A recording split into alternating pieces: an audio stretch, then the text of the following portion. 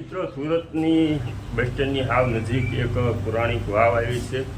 જે વાવ મિત્રો આ એક જૂની વાવ આપણે મળી આવી છે, જે કોઈને ખબર જ નથી હજી સુધીમાં. આ આપણો મને લાગે છે કે પહેલો વિડીયો બને છે, અને એ સુરત સ્ટેશનની એક્ઝેક્ટ નજીક હાવ નજીકમાં આ વાવ આવેલી છે. અને આશ્ચર્યની વાત એ છે કે ઘણા ખરાને કોઈને ખબર જ નથી.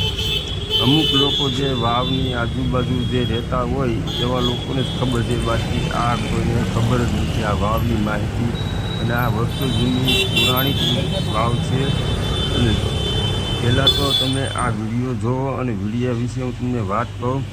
અને આ એડ્રેસ જોઈ તો આ સામે છે ને ગાંડા કાકાના પાપડાવાળી શેરી છે. અને આ સાઈડ જે લાલ દરવાજા કહેવાય, ખોડિયારમાંનું મંદિર છે લાલ દરવાજા, એક્ઝેક્ટ એની પાછળની સાઈડ. અને જો તમે જોઈ શકો આપણે તમને લઈ જઈને જે વાવ છે ત્યાં. અને આ રસ્તો સીધો ગયો છે જે ખોડિયાર માતાના મંદિરનો જે શેરી છે ને ગલી ત્યાંનો છે. અને જો સામેનું રસ્તો છે એ સીધો આપણે લાલ દરવાજા ખોડિયાર મંદિર બાજુ ગયો. પાછળથી જે પાછળનો આપણો ભાગ રસ્તાનો છે તે ગાંડા કાકા ફાફડા બાજુથી સામેની શેરી. અને બરાબર એક્ઝેક્ટ આ સામેનું જ આ ખંડેર જેવું મકાન બતાય છે કે આ મકાન છે. એ આ મકાનની અંદર વાવ છે. કોઈને ખબર જ ન પડે કે આ મકાનમાં આવડી મોટી અને 5 માળ જેટલી ઊંડી, એટલે એટલી ઊંડી ખાડાની અંદર એટલી વાવ છે. અને એની અંદર એ પાછી ઊંડી છે. અને વાવમાં તમે જોશો ને તો પાણી એટલું બધું ભરેલું છે. પણ જો આ કોઈ વસ્તુ કોઈ ધ્યાન નહીં દે તો આવનારા સમયની અંદર આ વાવ ખ્યાલ ન હોય તો ઘણા લોકો વાવને પછી કચરોના તેને ગંદકી કરીને અને લુપ્ત પણ થઈ શકે છે. જેવું આપણે મકાનમાં એન્ટર થયા તો આ રીતના એક રૂમ હોલ આવે છે, અને અહીંયા ઉપર રહે છે પણ. અને જેવા નીચે જાવ ને તો જો કેટલી નીચે વાવ છે, એટલી બધી નીચે છે ને એની નીચે પાછી વાવ પાછી અંદર એટલી ઊંડી છે. એટલે અંદર કેટલી ઊંડી છે એ તો ખબર નહીં, પણ જે અત્યારે જે ભાગ તમે જોઈ રહ્યા છો તે 5 માળ નીચેનો હોય એ રીતનું છે. અને મિત્રો આ એટલી બધી વાવ જૂની છે તે કોઈને ખબર જ નથી. અને આ કિલ્લાનો અમે જે વાવ અમુક વસ્તુ જાણ્યું કે હવે સાચી કે ખોટી, પણ એ લોકો એમ કહે છે જે સુરતનો જે કિલ્લો જૂનો પૌરાણિક કિલ્લો છે તેની સાથોસાથ 500 વર્ષ જૂનું આ વાવ છે. અને વાવ વણઝારી વાવ પણ કહી શકીએ. હજી સુધી આ વાવનો કોઈ ઇતિહાસ આપણે જાણી શક્યા નથી. પણ વાવની નીચે ઉતરતા એક મંદિર પણ આવેલું છે. જો આ મંદિર છે ને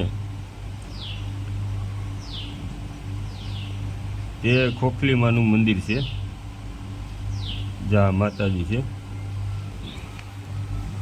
જે મંદિરની અંદર નીચે આ મંદિરની જે નીચે જઈને એ જેટલે નીચે આપણે ઉતરે ને એટલે નીચે વાવ છે. જો વાવની અંદર પાણી ભરેલું છે.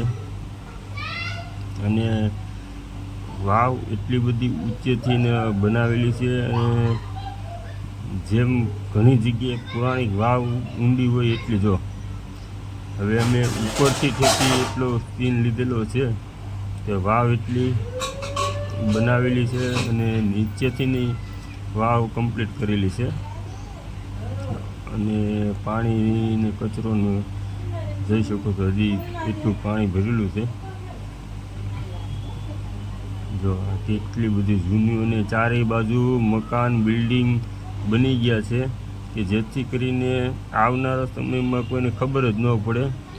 આપણા વિડીયોની માધ્યમથી બધા લોકોને તમે શેર કરી દેજો અને બધા ગ્રુપમાં મોકલજો. અને આવજો અહીંયા દર્શને. માતાજીના પણ અહીંયા વાવના કાંઠે બેસાડવામાં આવ્યા છે ખોખલીમાં.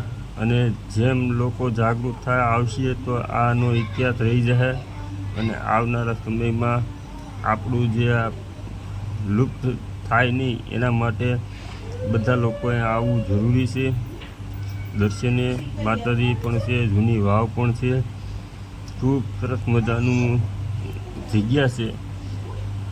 સાફ સફાઈ પણ અહીંયા જે મકાનની અંદર રહી. મિત્રો, સુરતની બસ સ્ટેન્ડની હાવ નજીક એક પુરાણિક વાવ આવી છે. જે વાવ જોઈ શકો છો અત્યારે બહુ ખંડેર હાલતમાં છે અને કોઈને ખબર પણ નથી કે એટલી બધી પુરાણી વાવ, જેટલો 5 માળ જેટલી તો આમ ખાડામાં છે. અને અત્યારે ખાવ અંદરની સાઈડમાં એવા રહી અને જેટલું બને એટલું લોકોની સમસ્યા વાવને બતાવવામાં આવી છે કે કઈ રીતના વાવ છે અને એટલી બધી પુરાણી વાવ છે જે કોઈને ખબર પણ નથી. પણ આ વિડીયો મેં સ્ટેશનથી હાવ નજીક જ છે, 500 મીટરના દૂરી ઉપર છે. તો આ વિડીયો મેં બનાવ્યો છે જેથી કરીને લોકોમાં ખ્યાલ આવે. નકર જો આ જાગૃત નહીં થાય તો આ વાવ બુરી વર્ષો જતાં બુરાઈ પણ થાય, કોઈને ખ્યાલ નહીં આવે તો કોઈ આવશે નહીં. મિત્રો, તો વિડીયોને